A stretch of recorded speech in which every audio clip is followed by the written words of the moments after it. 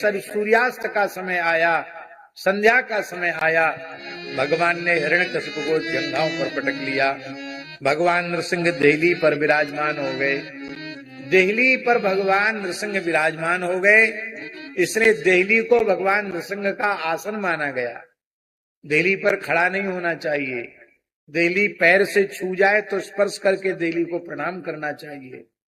पूर्व काल में माताएं सूर्योदय के पूर्व गाय के गोबर से, मिट्टी से चौका लगाकर देहली का पूजन कर देती थी, इसलिए घर में कोई उपद्रव नहीं होता था, अलाय बलाय नहीं घुसती थी।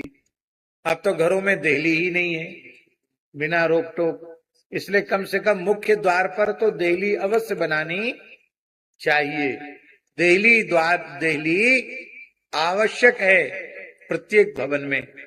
पुराने मंदिरों में देखा होगा, घरों में देखा होगा, सब घरों में देहली बनती है। हिरण्यकशिपु को जंघाओं पर पटककर भगवान ने कहा, अरे दुष्ट, तूने वरदान मांगा था कि मैं ब्रह्मा जी की बनाई हुई सृष्टि के किसी प्राणी के द्वारा न मारा जाऊं। बोल, ब्रह्मा जी की सृष्टि में मेरे जैसा प्राणी तुझने कोई देखा है? बोले, महाराज आपका मुख तो सिंह का है, बाकी आपका शरीर देवता का है, आपके जैसा स्वरूप तो मैंने कभी ब्रह्मा जी की सृष्टि में नहीं देखा। तूने वर मांगा था, न दिन में मरूं न रात में मरूं। बोल, दिन है कि रात? बोले, महाराज ये संध्या का समय है, न इसको दिन कहा जा सकता न रात कहा जा सकता। तूने वर मांगा था, न घर के भीतर मरूं न बाहर। बोल, तू घर के भीतर है कि बाहर? बोले देहली न भीतर होती न बाहर, बीचों बीच होती है। तूने वर मांगा था, न धरती पर मरूं न आकाश में, तू मेरी जंघाओं पर है। तूने वरदान मांगा था, मैं अस्त्र शस्त्र से न मरूं।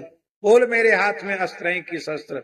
बोले, महाराज आपके प्रचंड नाखून, लगता है उन्हीं से आप हमारा उद्धार करेंगे। और भगवान ने कहा, ब्रह्मा जी के सभी वरदान सत्य हैं? बोले, एक तो बकाया है। क्या? मैंने कहा था 12 महीने में से किसी महीने में न मरूं। भगवान ने कहा, तुम्हारे लिए हमने 13वां महीना बना दिया, पुरुषोत्तम मास। उस समय अधिक वैशाख मास था।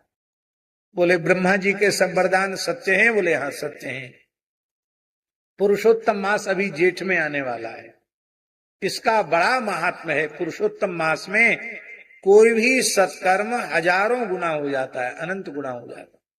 कार्तिक मास में जो दीपदान की विधि है, वो दीपदान का पुण्य अधिक मास पुरुषोत्तम मास में 1000 गुना बढ़ जाता है।